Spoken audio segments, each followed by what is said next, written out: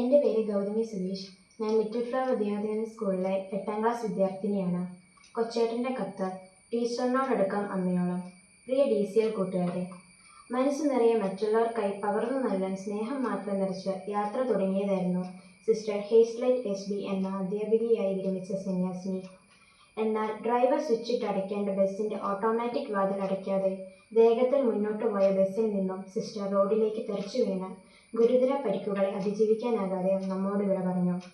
കോതമംഗലം കോഴിപ്പള്ളിയിൽ വെച്ചുണ്ടായ അപകടത്തിലാണ് ഇക്കഴിഞ്ഞ വർഷം ഉണ്ണുങ്ങൽ ലിറ്റിൽ ഫ്ലവർ ഹൈസ്കൂളിൽ നിന്ന് വിരമിച്ച് നിരവധി മേഖലകളിൽ സജീവ ശുശ്രൂഷ ചെയ്തു വന്ന നല്ല അധ്യാപികയായ സിസ്റ്ററിന് ഇന്നലെ 1/7/2026 ജീവൻ നഷ്ടമായത്.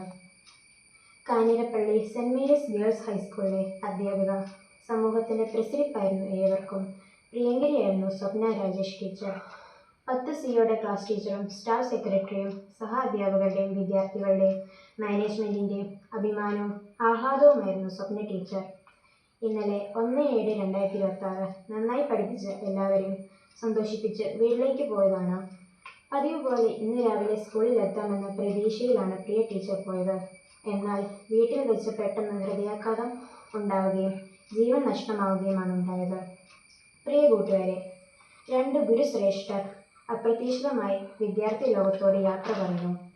ഹേസ്ലൈറ്റ് സിസ്റ്ററിൻ്റെയും സ്വപ്ന ടീച്ചറിൻ്റെയും വിദ്യാർത്ഥികൾ മൃതദേഹ പേടകങ്ങൾക്കരികിലൂടെ നീങ്ങിക്കരഞ്ഞു നീങ്ങുന്നത് കണ്ടു. വിദ്യാഭ്യാസ കാലത്തിൻ്റെ ഏറ്റവും വലിയ സൗഭാഗ്യം എന്താണ്? Full A+ വാങ്ങുന്നതോ കലാതിലകമോ പ്രതിഭയോ ആകുന്നതാണോ? സമ്മാനങ്ങൾ ഒന്നും കിട്ടുന്നില്ലെങ്കിലും താൻ ബഹുമാനിക്കുന്ന അധ്യാപകരുടെ പ്രതീക്ഷയും വാത്സല്യവും തന്നോടൊപ്പമുണ്ട് എന്ന ഓരോ വിദ്യാർത്ഥിയുടെയും ആത്മവിശ്വാസവും ഉള്ളിലെ അഭിമാനവുമല്ലേ ഏറ്റവും വലിയ സൗഭാഗ്യം?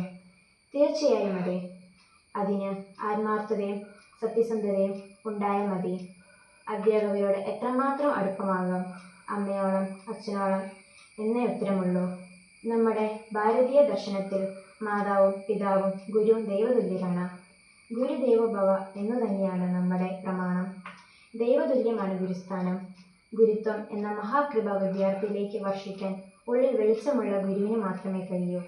അതിനാൽ നമ്മുടെ എല്ലാ അധ്യാപകരെയും നമുക്ക് അങ്ങേയറ്റം ആദരിക്കാൻ ഒട്ടും ബാക്കി വയ്ക്കരുത്.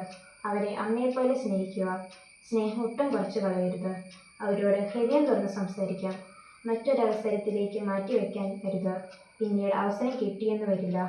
സ്വപ്ന ടീച്ചറിനോടും ഹേസ്ലൈറ്റ് സിസ്റ്ററിനോടും പിന്നീട് പറയാനായി അവരുടെ പല വിദ്യാർത്ഥികളും മാറ്റിവെച്ചത് അവരുടെ ഉള്ളിൽ ബാക്കിയാവുകയാണ്. നമുക്ക് ഇന്നു തന്നെ സ്നേഹാദരവുകളുടെ പുഞ്ചിരി മഞ്ജരികളുമായി നമ്മുടെ അധ്യാപകരുടെ മനസ്സിൽ ശിഷ്യവസന്തം തീർക്കാം.